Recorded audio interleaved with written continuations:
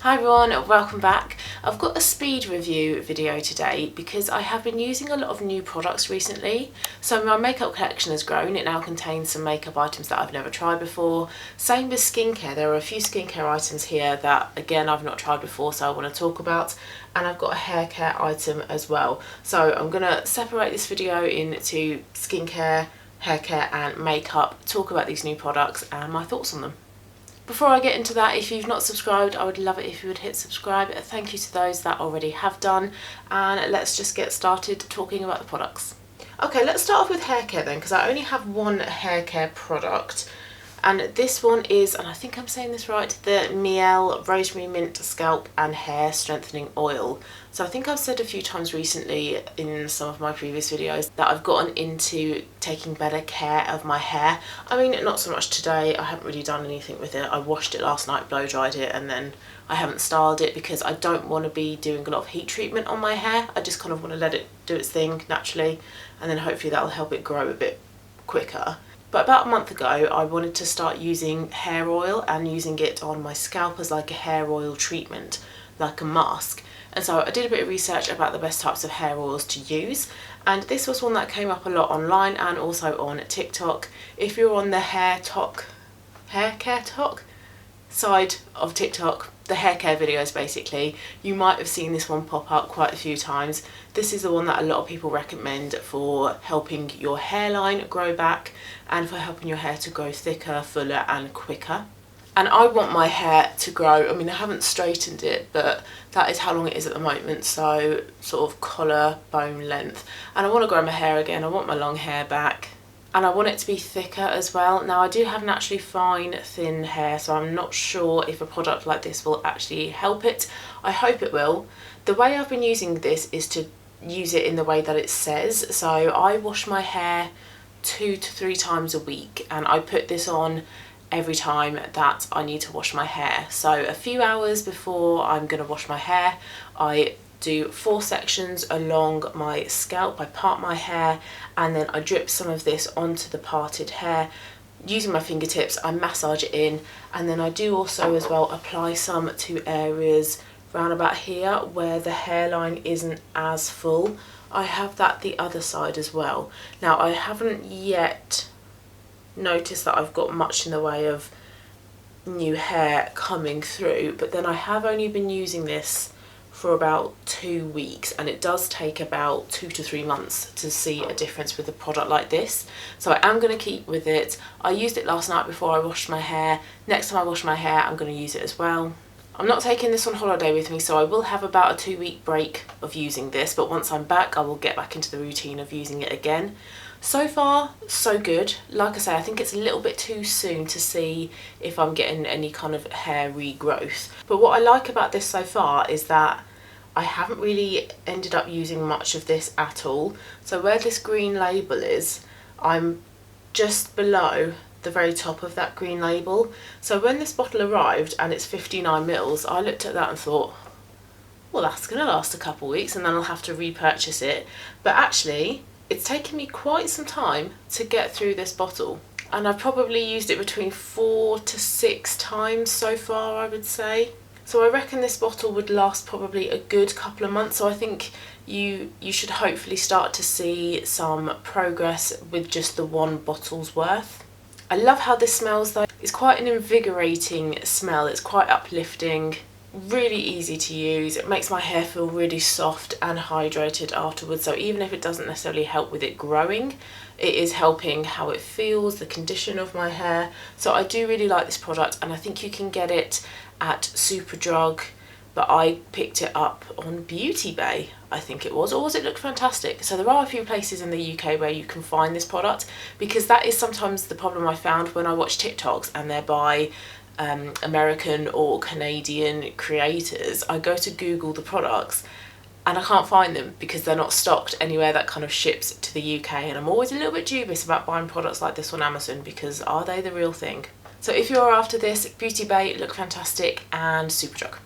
Okay, a few skincare products. I'm using a new cleanser and it's by the Inkey list and it's their new hyaluronic acid cleanser. I got this off Cult Beauty. I think it was their brand of the month, so it had free shipping and I think maybe 20% off as well. So I also picked up as well a moisturiser to go with it. It's their new, is it new? I'm not sure. Omega Water Cream. Not quite gotten around to using that one yet, but once my current moisturiser is finished I'll use that. But I am currently using the hyaluronic acid cleanser. I have never used Inkey list cleansers or moisturisers. I've only really ever used their eye creams and like their treatment products, so their vitamin C for example. So I thought it would be nice to try a cleanser, especially one that has hyaluronic acid in it as well, because my skin is now very dehydrated. It can feel quite tight, especially like around here. So any products that have hyaluronic acid in them, that's a winner for me. And the Inkey list as well, it's a really good price point. So it's a great way of trying a product and seeing if you like it rather than spending a lot of money on something and then not liking it. And I really like this one so far. I use this in the morning and also in the evening as my second cleanser. And you only need a very small amount. And this is a gel, and I was a little bit dubious about a gel, about how hydrating a gel would be, especially in the winter months. But I have found my face to be quite hydrated after using this, so I'm really quite pleasantly surprised with how effective this product is so far. And this bottle is 150 ml, and although the bottle looks quite small, you don't need a lot of product, so you are going to get through this hopefully fairly slowly. And since using this, I have noticed that my face feels less tight, it feels less dehydrated. So I'm not sure whether it's the addition of this or whether it's any other products that I'm using, but I like to think that this is working so far. I get on with it. It's a nice product for my skin. I'm tolerating it really well so far, so happy with this. Glad that I'm starting to try a few more of the Inkey list products. Another item, this was one that I picked up in the Caroline Hirons routine kit, and I have slightly touched on this a couple times in previous videos, and this is the vitamin C product that was in the routine kit, and it's the Summer Fridays CC Me Serum. And this vitamin C came highly recommended. I'd heard loads of really good things about it, and it was a product that was on my wish list. It was a product that I wanted to try. So when I saw it in the routine kit, I thought, great, I can get that for a heavily discounted price. Gives me an opportunity to try it. But I am really disappointed in this product. I think this retails for about 50 something quid, which is a lot of money. I mean, I know it's a serum, I know it's like an active, so you are expected to pay a bit more, but I don't think this does anything. Vitamin C is meant to be a product that brightens, it says here brightens your skin, illuminates your skin, gives it like a youthful radiance and glow, and I don't think I get this with this product, or actually with any vitamin C that I've tried. I recently used up the Inkey list one. I've also tried the Oskia vitamin C orange capsules. I just don't get those results with the vitamin C. I don't think my skin dislikes it though, so I don't feel like my skin feels sensitive with it. It gets on with it fine, but for a product that costs 50 something quid, I'm expecting way more in terms of results. So really disappointed in this one, because this was one of the key products in that routine kit that I thought, oh, I'm so excited to use that one, and it's just been quite disappointing. So a product that I want to get used up and I would not repurchase. I don't think I would even recommend it. It just does nothing. And I know some people say, well, a skincare item doesn't have to actually do anything in terms of visible results. It's about what's going on underneath. That's all great, but with vitamin C, it is the type of product that you do hear about how it's meant to give a glow and a radiance to your skin. So yes, although this might be doing something under the skin that I can't see, I want to see something with a vitamin C product. So disappointed in this one.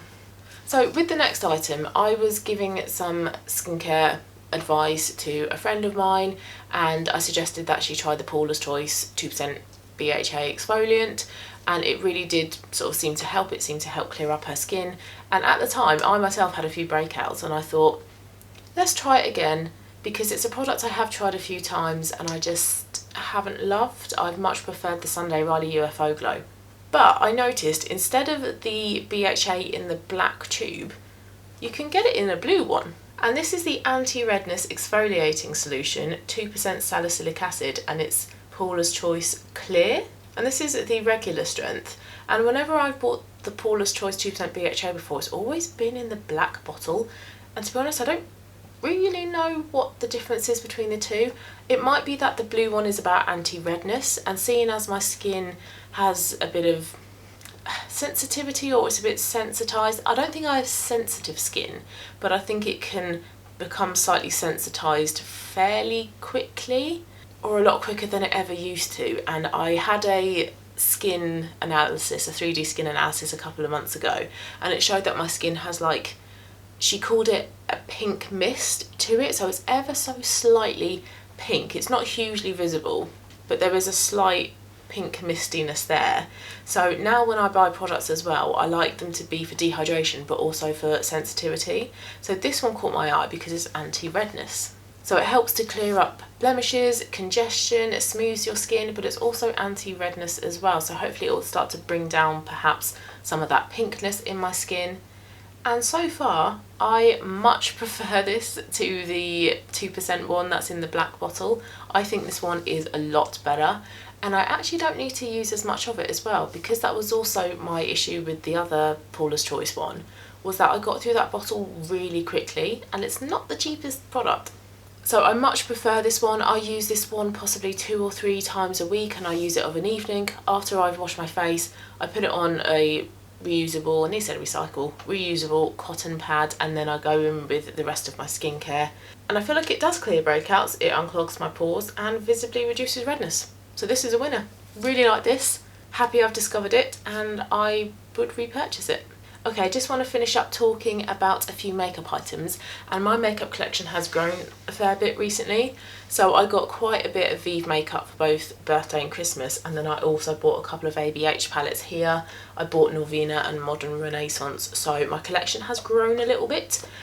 And I do feel like I could probably talk about all of that makeup in this video, but I have selected only a couple of items that I want to discuss. Now, one of the items from Vieve that has been on my wish list for over a year was the Essentials palette. I think this was one of the very first products that Jamie came out with, and it's a 10 pan eyeshadow palette full of warm neutral shades, mostly mattes, but you do have a few shimmers in there as well. And then you have a nice big mirror at the other side, so you can sort of flip it around, and it makes doing your makeup a lot easier. And these shades really are right up my street. I love going for neutral shades, and I like warm tones compared to cool tones. So this eyeshadow palette was just screaming my name. It's just my shades in a palette. And I'd heard so many good things about it as well. I'd heard that the quality was amazing. So I was very fortunate enough to receive it for Christmas, and I have done a 3 looks with this eyeshadow palette, which I will put up. And my thoughts on this palette is that it really is beautiful. The shades are gorgeous. They are so pigmented. They're so buttery and easy to blend. I'm not very good at doing my eyeshadow, but this palette and how excellent the quality is just makes it so much easier to do your eyeshadow. The mattes are so easy to blend. They blend really well together as well. Great pigmentation, not patchy at all. The black is an excellent liner shade. It's a pure jet black. It's brilliant. But my negative with this is the shimmer shades, especially Thea, I think it is. Thea is more just individual little particles of glitter, so it feels very much like a topper shade rather than a pure shimmer shade. So if you have any of the ABH palettes, I actually prefer those shimmers compared to the ones in this palette. Glimmer and Carrot are much better than Thea, but you get a lot of fallout with these shimmer shades. I have tried applying them with a brush, with my finger, over the top of a glitter primer, with my brush sprayed with a bit of setting spray, and I still get a lot of fallout underneath here. So very frustrating. Not quite what I expected with this palette. I expected the shimmers to be better, to not have the fallout, because I get very, very minimal fallout with the ABH palettes. So I think if I was doing my makeup with this palette for an evening out, for example, and I wanted it to be as perfect as I can possibly get my makeup to look, I would probably do my eyes with this first and then go in with my base. But aside from that niggle with the shimmers, this palette is stunning. I think I'm going to get so much use out of it. Like I say, my kind of colours, absolutely beautiful. The pans are huge as well, they really are. If I try and compare them to one of my ABH palettes, can you see the difference in size? The pans are enormous with the Vieve palette, absolutely huge. So very generous sized pans, and the palette is £43 I think, so each pan works out to be £4.30.